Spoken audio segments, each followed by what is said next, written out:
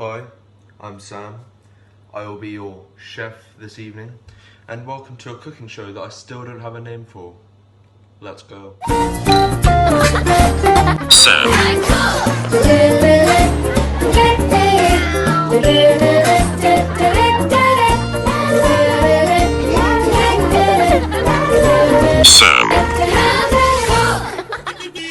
Now first off, we cream the butter.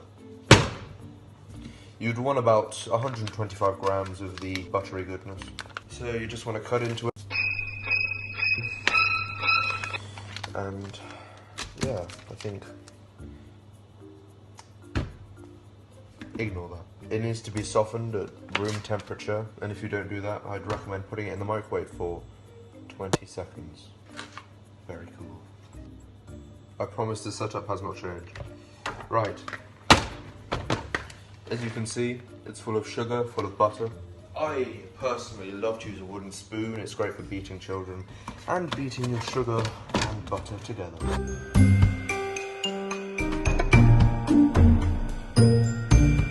And when they're creamed together, they look like a big golden brown bit of butter. That's when it's ready. And I actually believe that this is a perfect solution to the quarantine crisis at the moment. This recipe is cheap, it's quick, and you don't need to worry about any expensive ingredients. As you can see, we're almost there. It's starting to come together. And if you did not see earlier, I am wearing my chef hat. That is almost coming off, which is a shame. Right, so now you can see that the butters and sugars have creamed. As you can see, you can roll it into a ball, you can flatten it out. You can shoot it if you want. But now, we crack in one singular egg, and obviously the key to a lovely cookie, the vanilla extract. Now, if you're a pro like me, you can just estimate how much you put in. I like to put in a couple of drops. You don't want anything too overpowering, but you don't want it to be disgusting and salty.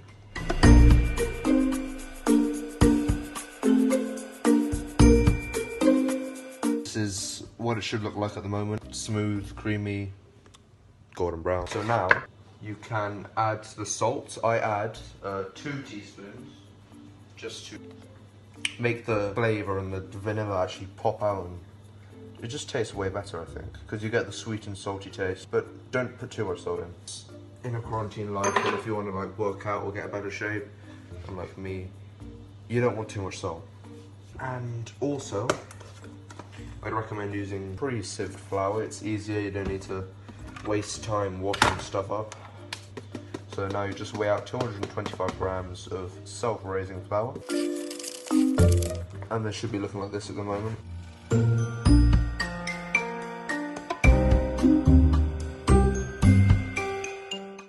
And now, here comes the fun part. So, to make chocolate chips, you get a knife, you get a big large knife, such as this. And with this knife, you can cut it. They should be looking like this. And then you just turn it the other way and do the same. This makes really nice, thick, homemade chocolate chips, which I think taste better in a cookie. But you need about 200 grams, 300 grams of this, depending on how much you want in there. So now, these are all different shapes, different sizes, and then you just put that in the bowl and mix. And now, your batter should be looking something like this. And what I usually make is this non-stick cookie tray. I add a little bit of butter, just in case.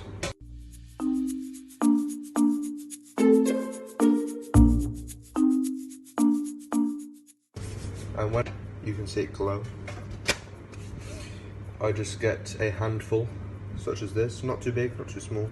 Put them in messily, so they come out looking crisp and cracked and just the absolute perfect way. So now, these are your cookies.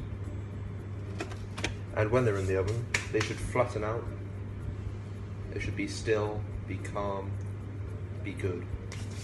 And I'll see you in a second. After about 10 minutes, these cookies will have cooked. If they seem squidgy at first, that's fine, because they'll set. And they'll be really chewy on the outside, really crunchy, crisp on the outside. And yeah, that's me done. Please like, comment and subscribe, and wait for my next video. Thank you.